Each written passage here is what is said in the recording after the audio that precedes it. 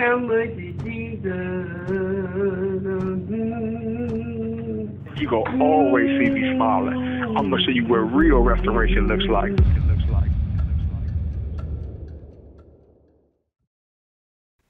Welcome again this week to the BlaCc Jesus show. This week we got my man Trip on here. You probably seen him on the Netflix series I Am a Killer season 6 episode 3. You probably know him as Walter Triplett. Basically, he had no right to defend himself against whiteness. He was attacked by a mob of white men, and one of them even assaulted his sister. He defended his sister, defended himself, and ended up getting 20 years with 2 all-white juries. And today I got my wife on with me, and her being a black woman, I want her to be able to shot call this. I want her to be able to shot call this episode, so I'm going to slide back and I'm going to let her take it over so her and Trip could dissect, what happened in this situation. Baby, you got it. All right. Well, hello everyone joining us today. And as Dontez mentioned, it is really exciting to have Trip on with us. What's going on, Trip? Yes, sir. How you doing? Good.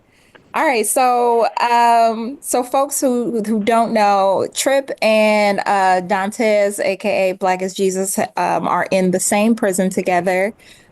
So those who have watched the show I'm a Killer, you've probably seen both of their episodes.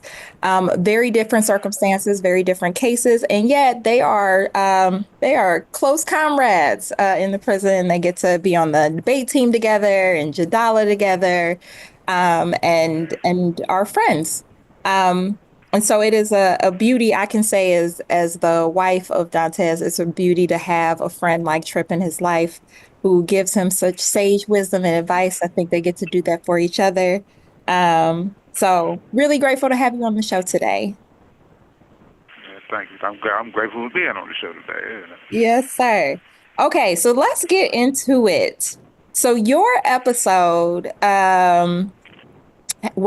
is one that I think a lot of folks watched and immediately understood the ways in which your case in particular was all about racial prejudice. From the things that I've seen online, the way in which folks have responded, the way in which your case unfolds, even on the episode itself, it seems like pretty obvious. And I was not, I mean, hadn't already known, had known you and known about your case. I knew a lot of the dynamics of what happened in that case, but there was something I was really surprised to hear when I watched your episode. And it was you saying that while you were in preparation to go to trial, that you didn't think race mattered. And I was shocked, again, knowing you and knowing who you are today and how racially conscious you are and racially minded you are. So I would love to hear more from you about this version of Walter Triplett that existed prior to going through this. So this situation I call my line of demarcation, right? It was me before this and me after this, right? And of course, when you go through things like this, it changes your perspective. It wakes you up to realities that you may have otherwise been asleep to or didn't think was what they were. I think when I first went through this, I didn't think race mattered because we just elected Obama. And Obama wasn't getting in office because every black person in this country voted for him. He got in office because a large percentage of the whites and everybody else voted for him.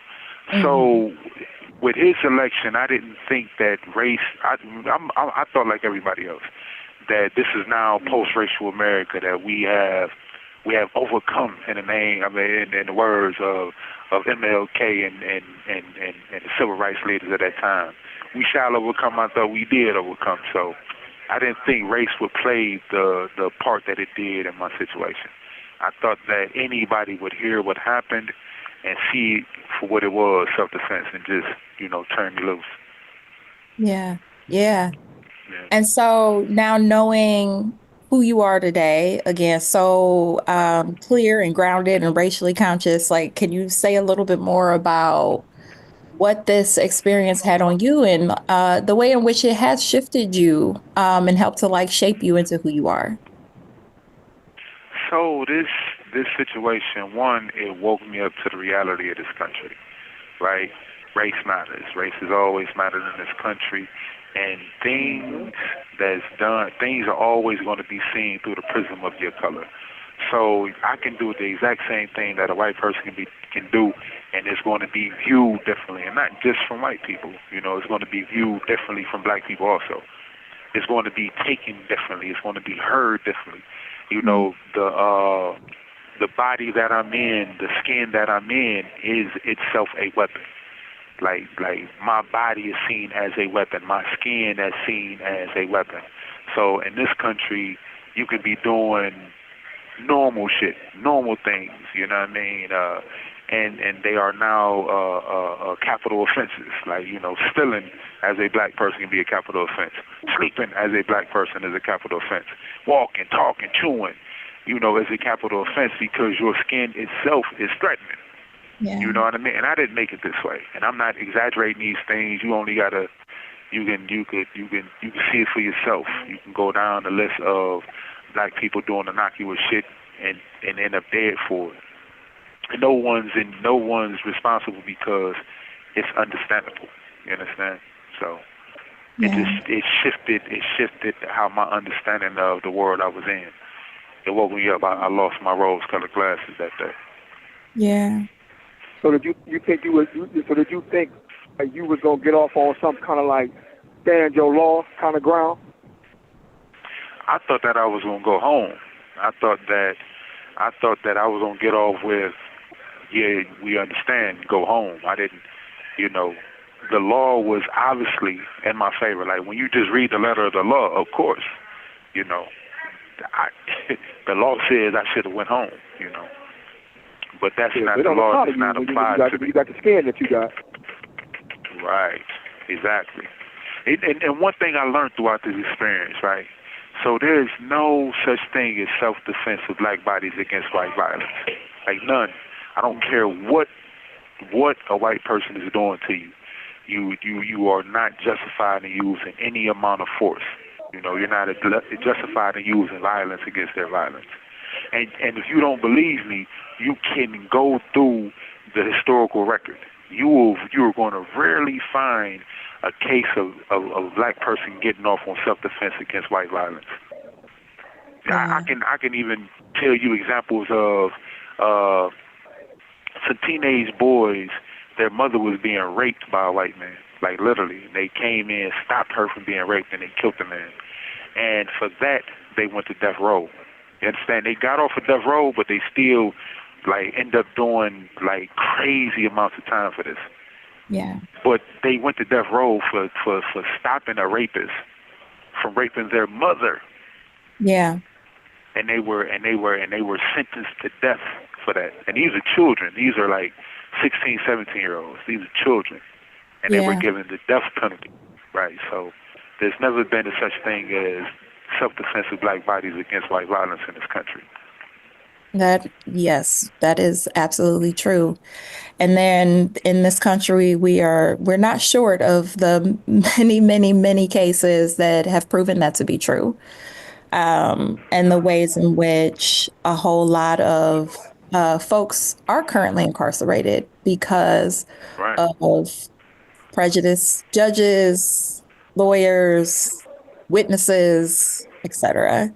It was really telling to have even your own lawyer he said his quote was, and this was as you were preparing to go into your second trial after you won your appeal.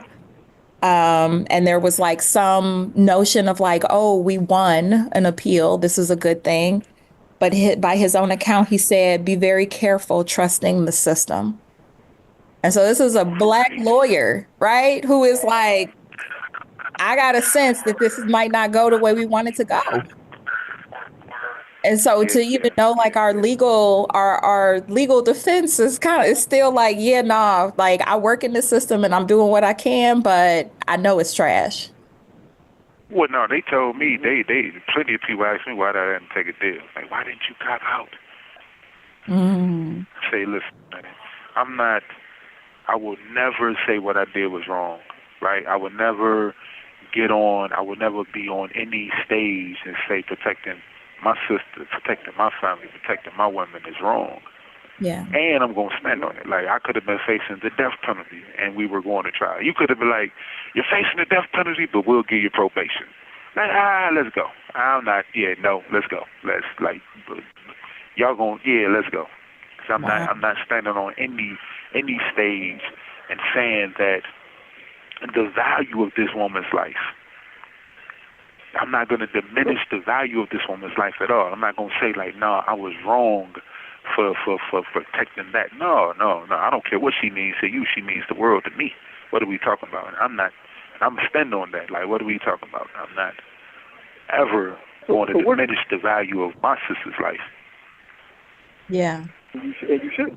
So what do you say to the people that feel you shouldn't have protected her, or you wasn't justified in protecting her because you got a criminal record, because you had prior numbers?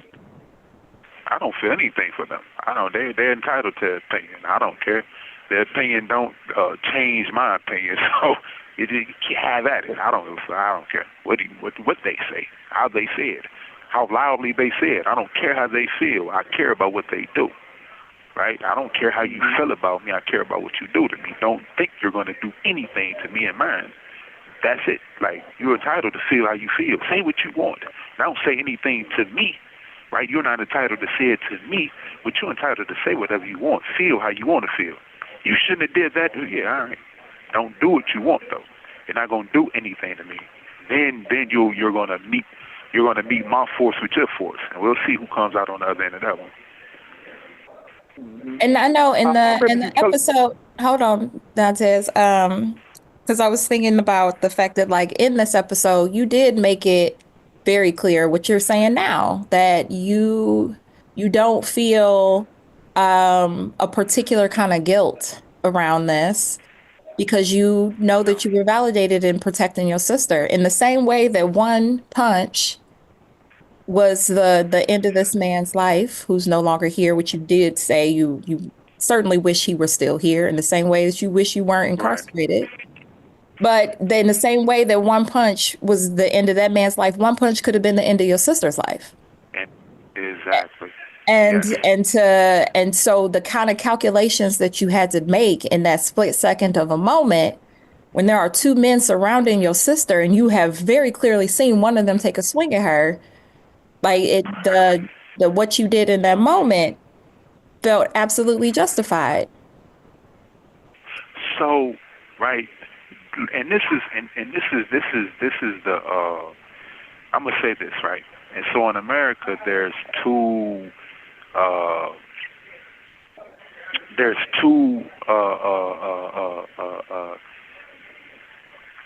principles, two overarching principles that guides this nation, right? They are protocols, two overarching protocols, right? So the first protocol is the establishment, the protection, the expansion of white life, white wealth, and white privilege, right? So this country was founded upon the expansion, protection, and the creation of white life, white wealth, and white freedom and liberties. And central to that, right, the inversely and absolutely central to that is the control of black bodies, black minds, and black expectations, right? So when dealing with white people, I'm expected to use a minimum amount of force and maximum restraint. And when dealing with black bodies, you're expected to use maximum force and minimum restraint, because it's to, preserve his life, and when dealing with white people, preserve their life at all costs, even my own. And when dealing with black bodies, it's to preserve control and order at all costs, even their life. So when dealing with black bodies, use maximum force to control the situation, right? And minimum restraint, bust their heads. And with dealing with white ones, I'm expected to use maximum restraint. So in this situation, my particular situation, right, it wasn't enough that one of these men, these are all strangers to us, it wasn't enough that one of these men attacked us randomly in the bar, right? It wasn't enough that we left the bar. They followed us outside and chased us down. It wasn't enough that my sister was being attacked. I was expected to investigate further. I was expected to ask more questions. I was expected to be 100% sure and positive that every man out here meant me harm before I could use any amount of force to protect my family. That's not reasonable. That's not even realistic. But that's the standard that black bodies are held to. Like, this is what we're expected to do. Like, it's not enough that these things happen. No. I must investigate further. I must ask more questions. I must ask each one of these men how they know each other and what their intent upon us is. Like, shut the fuck up. What are we talking about? But this is what's expected of me. Right? This is what's expected of me. Yeah. And so they're always like, well, he wasn't doing anything. He may have not done anything. We don't know what he was doing, but he wasn't doing what you said he was doing. Shut up. What are we talking about? Yeah. I'm sorry, I didn't mean to cut you off. No, this is your platform, sir. So it's me cutting you off for the moment. No. So what another big standout in this episode that is very clearly about you being the one to protect your sister in that moment. A man no longer being here because of a whole set of actions that led up to this moment. And then a whole set of actions by people who are a part of the criminal justice system. Particularly, there is a one particular person that is a standout who you never hear from directly, but get a flash of a photo, and that is your judge. And so your judge, to remind folks who've watched this episode or who haven't, so Tripp ended up with this judge twice, with all white juries. You had one token black person on your first jury. Other than that, 2 all white juries and a black woman judge. And this black woman said a whole set of, very prejudicial things, like a bunch of prejudiced things during your actual case. Your mom lifts up how when the prosecutor would make a particular point, the judge would look over at the family or at you and say, well, it can't come back from that. Like, what? Yeah. That is wild. So this leads one to really ponder. I don't think there's a very common quote within the black community that all skin folk ain't kin folk, but for sure. But it tends to be a harder concept for our white comrades in the world to understand. And so sometimes it's like, oh, well, if a black woman said it, then it's okay. Well, that's okay. Those who say that are being disingenuous. And 2, that is I'm talking about an old colonizer's tool trick, is to use black and brown mouths to say white words, right? As if it legitimizes it, right? So you'll have a black conservative pundit say some of the most anti-black racist bullshit come out of their mouths, right? And because it's from a black mouth, it's not racist? No, it is. Like, right? No, it doesn't make it any more legitimate, right? Like, because a black person says it, and it doesn't make it any less racist or anti-black because a black person says it. The same way that, so let's take the Tyree Nichols situation, for example, right? The same way that he died by the exact same violence that was inflicted upon his body by 5 respectable Negroes on a Scorpion unit in Memphis, Tennessee, was the exact same kind of violence that was inflicted upon 2 black bodies at the hands of 5 crackers and the Goon Squad in Jackson, Mississippi. Now, that violence that was inflicted on these black bodies was no more legitimate because black hands did it, and it was no less anti-black and racist because black hands did it, right? Because in the society we know exactly whose lives matter. We know exactly who we can inflict this violence upon, and just because you're black does not mean you love black people. I could embarrass you. You can feel like you have to prove to these people that you're not me. You have to go above and beyond to prove that I'm one of the good guys. I'm not this nigga. I'm not these niggers. I'm not whatever you want to call me. But it does not make it any less anti-black and any more legitimate because it's done by black hands. And violence not always physical. Violence is verbal, mental, and judicial, and economic. And this violence is perpetrated by black folk against black folk all the time. Yeah. I don't know if that answers your question. No, no. I mean, I didn't even have a question. It was more like, let's talk about it. Let's talk about the anti-blackness that can exist within black communities. And, you know, most certainly we get it honest, frankly. Like it is also a tool of white supremacy.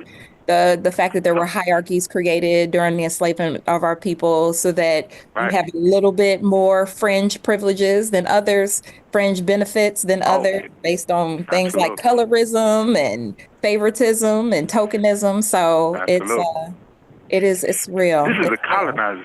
And don't relegate this to an American tool. This is a colonizer's tool.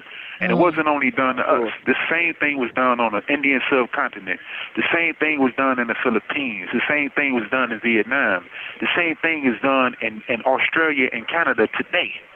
Like the same tactic is, you can find this wherever you find colonized minds and colonized bodies. You will find this tactic being perpetrated upon the indigenous people and the black folks of those societies. I'm trying to tell you. You can check this for yourself. I'm not telling you anything that's not verifiable and that's not empirical and that's not easily seen with your own eyes if you are being genuine. If you're being disingenuous, then nothing I'm saying to you matters. Well, nothing I'm saying to anybody that's listening matters. You understand me? Yeah, yes, sir. Yes, I do. I do. See, y'all, this is the Trip that I have known and grown to love. And so, again, him saying I didn't think color had anything to do with it was shocking. Okay, so, you know, Trip, your episode, I have not been able to watch any other episodes of I'm a Killer since Dontez and my episode aired, where it was, as many folks know, really, really painful because of the ways in which our story was distorted. But it was, at least for me watching it again, knowing your story, I did feel like they did a decent job telling your story. But one of the threads I think that I saw through your story and Dontez's is a story of redemption, and the ways in which redemption and restoration is denied over and over again. And so in your case, a huge reason, and I see this both within like the prosecution and the detectives, like basically their way in which they try to say that they are in the right in the way in which they've treated you, and also try to disregard the racialized issues of your case, that they say that this is about what you did before. That it was about your history in some criminal acts from before, and actually not looking at the circumstances of this case for what it is and what happened. And so you were completely denied any due process, any justice in your particular case because of actions that you took when you were younger. And so even in your case, we see the ways, and again, this also, we see this permeate the handful of folks who are chattering online about your case. It's like, well, yeah, maybe in this case he, shouldn't have got locked up for 20 years, but the 20 years is justified because of his criminal history. So, Well, uh-huh. okay. Uh-huh. What were So you about to say? no, I would love to hear your own response to this in thinking about, and I mean, I think you've named it quite a bit, the way in which, like how Black folks are denied any kind of um, opportunities to be fully human, to respond, to defend, etc. But we also are often denied any ability to be restored.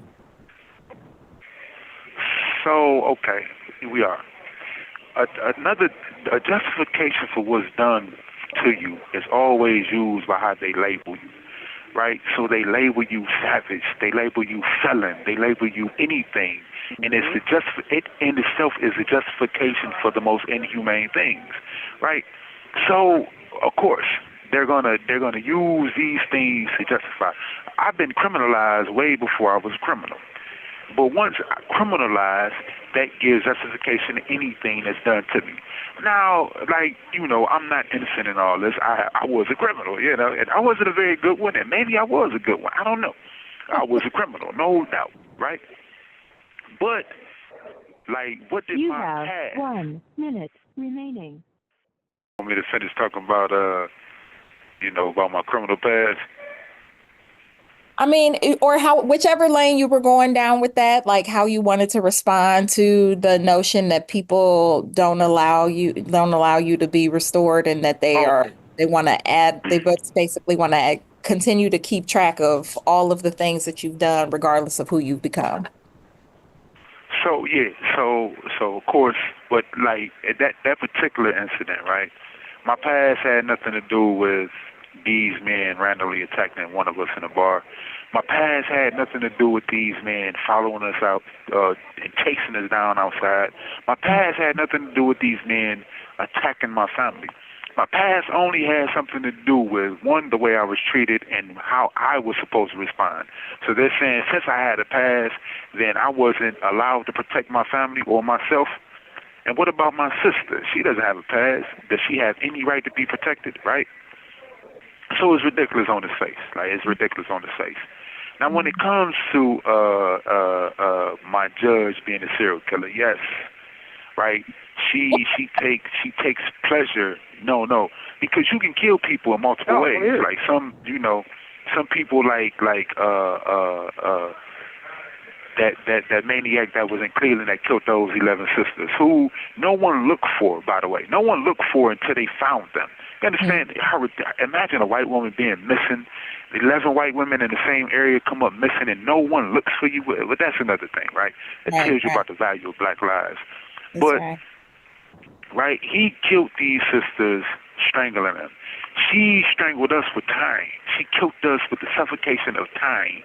Right, and that was her payoff. So it was a whole wicked dance. She relished getting you in her sight. She relished taking you through these legal motions and things like that. She relished playing with you like a cat. And then when you lost, because she made sure I got 2 all-white juries too. Once she made sure that my juries were stacked and they brung back the verdict that she wanted. She get the payoff that she wanted was taking decades out of my life. That was her payoff. If she could have gave me 600 years, she would have, because she's a serial killer, and there's many more Black bodies in here that are in here because of the shenanigans that she was doing in court. And I can't wait till we have an opportunity to expose these things what they were. Yeah, and I think you've done a good job, even with this episode, starting to do that, starting to expose the ways in which there are a set of judges, not just this particular one, but this one in your circumstance that has profited off of, gotten some kind of payout, has gotten even the the ego hit of harming, hurting, maiming, killing Yes. Black bodies. Right. The same exact thrill that other serial killers get. The same endorphin release that's released in their minds is released in hers. She gets off on it, like she enjoys it. She enjoyed it, at least she's retired now. All right. So knowing that this particular show, especially as a part of a family that's gone through it, we know that they leave out a whole lot. They tend to add some things and they leave things out. And so what are some things that, because I know you haven't really gotten to see the episode in the same way that Dontez hasn't seen his own episode, but I'm sure you've heard from family, friends, loved ones. What is something that you felt like got left out, they didn't include, that you know was said, that you wish would have gotten lifted up? Let the folks know. I think for my mother and my sister, there a lot of their concern and a lot of the pain that they went through wasn't exactly shown, because this was traumatic. They watched their son and their brother be publicly lynched. You know, my mother could have lost either child. She could have lost both children that night. You know, after the death of my brother, my older brother died within 6 months of this incident. So died 6 months before this incident even happened. So for my mother, I wish they would have showed that, you know, what she truly had on the line. She wasn't just defending her son because she was defending her son. No, she could have lost her twins, and this is right after she lost her oldest. So I think that Netflix left it unsaid. Like, you know, they left it assumed that Mr. Corrado was an innocent bystander. They allowed that to stand, right? They allowed this to stand when I answered this. You know, I answered it like, right, you know, we didn't know any of these people. No one was outside. No, he wasn't walking to a car with us. He wasn't just standing around. We were walking to our car, like. And so they let it be said that, wow, this guy could have been an innocent bystander. And when I answered that, I wish they would have just put my answer in, and I think it would have. But then it wouldn't have left the maybe not thing that they desired. That, you know, did he do it? Could he have done it? Could have, you know, you know, I feel like they could have put in what we said about that, and it could have brought a lot more clarity. The answer was, you know, it's not enough that you know, these people attack us, these strangers. We didn't know any of these strangers. These are strangers to us. It's not enough that these people attacked us in the bar, strangers. It's not enough that they followed us outside. Not enough that they chased us down, and it's not enough that my sister was attacked. Like, I'm supposed to ask more questions, investigate further, right? I mean, imagine if this was done to somebody white. Are they supposed to be like, well, let me see who's a part of, like, stop it. My sister's been attacked by strangers. Yeah. Right. It's ridiculous. Like, no, he wasn't. Yeah, the reverse, it would have never happened like that.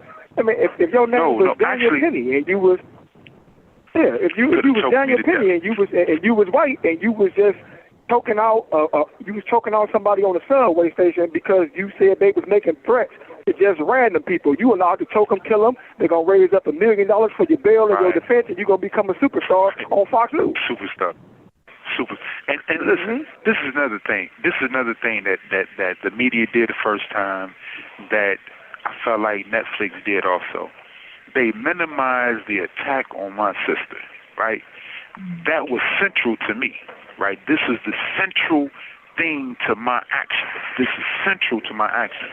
But they always seem to minimize the threat upon her, minimize the assault on her body. That would never be done to a white woman. Yeah. That would be the central thing, right? It would be seen through the scope of her. Yeah. But they always show they always look at my circumstances through the eyes of him, right? They never, no one ever just truly looks at this circumstance through my sister. Like, look at her. Look at it from her perspective. She's being attacked. Full stop. and then everything else will be put into the context that I seen the world in. And you're not doing anything to her, and that's it. Yeah. You know, that was the central thing for me, my actions. But they always seem to make it. They always seem to shift the proverbial window to see him and not her. Always push her to the corner so she doesn't exist, like, you know, and make him the victim. Yeah. Or they do what tends to happen in the way that did get acknowledged in the show, at least minimally, was that during the trial, they basically tried to say, oh, she's a big girl, she can handle herself, which is also another trope about Black women, that we're somehow stronger or more masculine and thus not deserving. Exactly. Don't feel pain, impervious to pain, and most certainly not deserving of being seen as feminine, certainly not deserving of protection. So, yeah. And it's crazy how they say, oh, my fault, but one more thing. Go it's ahead. Crazy how they say my size was a disadvantage to them, but never say that a man fighting a woman was a disadvantage. Never. Hey, look how big he was. But forget this big, strapping black buck. Like, you know, this is what he wanted to say. This strapping black buck. Attack those dainty, God-fearing white men. Shut the fuck up. What are we talking about? They said, what about that black woman? Oh, she was a hefty woman. She was huge. She could have took them both. That was a fair fight. Like, you know, exactly. That's what they feel. Actually, this is how they actually feel. You know, that's a fair fight. These two white men against her. That's fair. Them two white men are saying two white men against me. Now that is a crime. That is a crime that is senseless. That is a senseless crime. That is a crime against humanity. These two God-fearing, innocent bystander white men who were just picking some nigga to beat up on. And you know, like God gave them the right to beat up any nigga they see. But let this black man put his you know. Jesus Christ, you know, you understand what I'm saying? Not to be offensive or anything, but this is how it goes. Yeah, yeah. All right, so I know I said the last question was the last question, but I also know that people want to know what's next for you. Folks are like, this is an injustice. What's gonna happen? So what is next for you? So I'm fighting to come home. I have, you know, my situation is in the courts right now, judicial release. So inshallah, that I'll be home soon. And you know, if I'm home soon, stay tuned. You know, you know, stay tuned. Mm-hmm. Amen. Because folks know you gonna be out here doing big things. Whatever that is. Yeah. My mother said, man, stop showing these people who you are. You know, and Black Panther, they show him who you are. They say, don't show these people who you are. Stop it. Like, you know, they tell a lion don't roar. I'm the lion. I have to roar. I can't help it. Like, what are we talking about? You know, so. Yeah, no. Well, many blessings to you, Trip. Very grateful to have you on the show today. Thank you all. You know, I hope y'all got that. I hope it was satisfactory. You know. Hold on, shameless plug before we go. Me and Trip, we're going to be debating together. We're going to be going against Indiana University again. It's going to be in a few months, so you can check in with the National Prison Debate League. Just log into the YouTube channel. Stay tuned, and you're going to see us come out with the victory once again. Yeah, it's going to be, you know, taking candy from babies. Maybe they coming with a little. Maybe they gonna come a little more prepared than they came the last time. Who knows? I don't know. Yeah. Y'all check it out. All right now. All right. I thank y'all. I hope y'all got. You know, that's a take. You know, I hope y'all got what y'all was looking for. Great job. Great job, everybody. All right. Yes, ma'am. All right. God bless. God bless. Thank you so much, Trip.